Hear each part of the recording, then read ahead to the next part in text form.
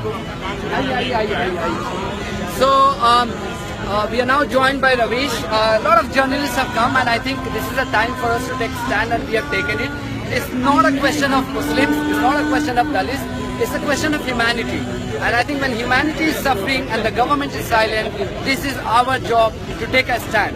That's what we have done. Ravish is here. Of course, he is here in the capacity of a journalist. So, Ravish, बताइए कि ये जो भीड़ उमड़ी है यहाँ पर, बहुत ही ऑर्गेनिक कैंपेन चला, बगैर किसी प्लानिंग के इतनी बड़ी भीड़ आ गई, कैसे देखते हैं?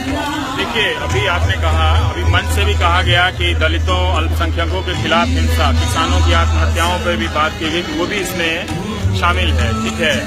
और ये बात सही है कि भीड़ ने ज्यादातर मुस्लिम युवाओं को निशाना बनाया है। पर मैं झारखंड का उदाहरण देता हूँ कि जहाँ 4 हिंदू थे, गंगेश और उत्तम, उनके तो बाबा जी मतलब दादा, ग्रैंडफादर इंग्लिश में, वो कहते रहे भीड़ से कि मेरा पोता है, मत मारो, मैं हिंदू हूँ, लेकिन मार दिया उस भीड़ ने बच्चा चोरी के अफवाह पे।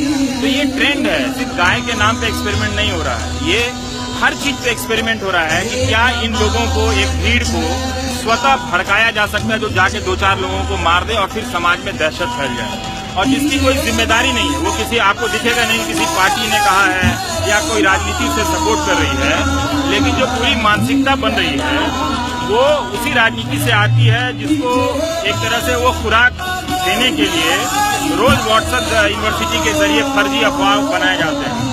तो एक मजहब के खिलाफ, समाज के खिलाफ, एक तबके के खिलाफ एक लगातार एक जहर की मानसिकता फैलाई जा रही है। अब इसका नुकसान क्या होगा? इसका नुकसान ये होगा कि बच्चा स्कूल में क्रिकेट का मैच खेलेगा, वो झगड़ा तो करेगा ही, और जब वो मैच कल खेले तो उसको जरूर झगड़ना चाहिए, स्पिरिट आता है उसमें। तो एक दिन वो झगड़ा करते करते, चूंकि झगड़ा करने के दिमाग में वो जहर पहले से भरा रहेगा, वो खेल को लेकर झगड़ा करेगा कि मेरी बारी थी और मैं नहीं आउट हुआ, लेकिन उसको सामने दिखने लगेगा कि वो मुसलमान है और वो उसको हत्या कर देगा।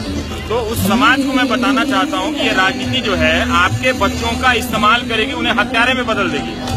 इसलिए आप जिस भी राजनीति से मोहब्बत करना चाहते हैं कीजिए, आप इसका विरोध कीजिए, ये हत्या नहीं होनी चाहिए, क्योंकि मालूम नहीं है 1:11 का मैं एक फॉर्मूला है कि एक को मारने के लिए 11 हत्यारे चाहिए। तो 11 मरा तो एक ही ना, लेकिन मारने वाले 11, और उनको देखे 20 लोग, वो चुप हो गए तो पूरी जिंदगी वो अपराध बोध में रहेंगे।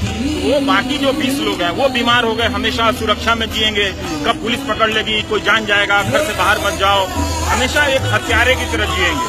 तो हर शहर में ऐसे 50 लोग हों, ये बीमार लोग हो जाएं, तो ये कभी भी कानून व्यवस्था के लिए चुनौती बन सकती है। तो समझना चाहिए कि ये फर्क अच्छा है कि लोगों ने आवाज उठाने की कोशिश की।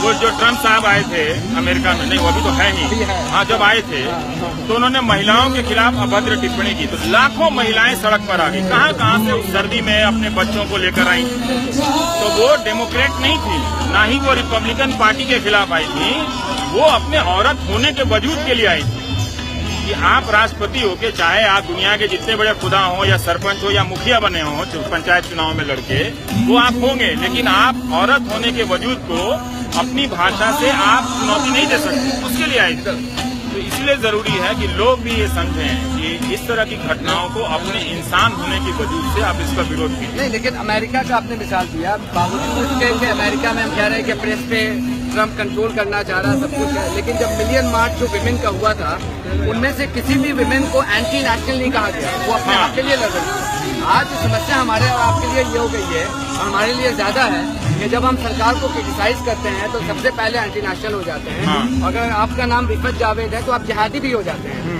तो इस चीज को हम कैसे काउंटर करें? देखिए, वो लोग समझ जाते हैं। अभी कुछ लड़कों ने मुझसे संपर्क किया, उन्होंने कहा कि हम 40,000 की संख्या में हैं, 11,000 की वैकेंसी नहीं निकल रही है, हम कहाँ जाएं? अगले महीने या अगले 3 महीने में हमारी उम्र पूरी हो जाएगी, हम बेरोजगार हो जाएंगे। तो मैंने कहा आप मुझे पहले गाली भी देते होंगे, तो उन्होंने कहा हाँ, आपको एंटी नेशनल भी कहते थे, लेकिन और बाकी मीडिया बिका हुआ है, आप हमारे रोजगार का सवाल उठाइए। तो लोग समझेंगे, मगर देर हो जाए। समाज अच्छे के लिए बदलना चाहिए ना। हम और आप इस नफरत, एक फ्लाईओवर बनाने के लिए इस देश में कब ना कौन सी ट्रेन आके चली जाती है, कब राजधानी हो जाती है, कब एक्सप्रेस हो जाती है, किसको पता चलता है। लेकिन एक बुलेट ट्रेन के लिए हम और आप इतना ना बदल जाएं कि एक दूसरे की शक्लों को देखकर नफरत करने लगे ना। जो मूल सवाल है उसके लिए कभी तो कोई लौटेगा ना। ठीक है, लौटेगा। आदमी धार्मिक भी रहेगा, उसको रहना भी चाहिए, उसको अच्छा लगता है पूजा पाठ करना, जम के करे अपना पूरा, उसमें धर्म कर्म करता रहे, उसमें कोई समस्या नहीं है। लेकिन जब उसको लगता है कि उसका सवाल नहीं उठ रहा है, तब फिर वो समझ रहा है कि जिसको वो नेशनल कह रहा था वो तो चुप है, वो तो उनका सवाल ही नहीं उठा रहे हैं। बेरोजगारी को लेकर सबसे ज्यादा हंगामा किसको करना चाहिए? जो नेशनलिस्ट हैं, है ना। तो भाई कोई भी देश बनेगा तो उसमें लोगों को रोजगार होगा कि नहीं होगा? कि कोई कैसा भी मजहब का राष्ट्र बना लीजिए तो लोग उसमें खाएंगे नहीं, कमाएंगे नहीं, तो खाएं कमाएंगे तो वो क्या करेंगे फिर? तो उनका सवाल तो उन्हीं को उठाना चाहिए। तो उन नौजवानों से कहता हूं कि क्या जब वो टीवी देखते हैं तो अपने आप को नेशनलिस्ट करने वाले चैनलों पर उनके रोजगार का सवाल देखते हैं? क्या उनकी फीस जो महंगी हो गई है उसका सवाल देखते हैं? क्या उनको उन चैनलों ने बताया कि कोई बहुत अच्छा कॉलेज बन गया है जहाँ पे तुम जाके सस्ती शिक्षा ले सकते हो?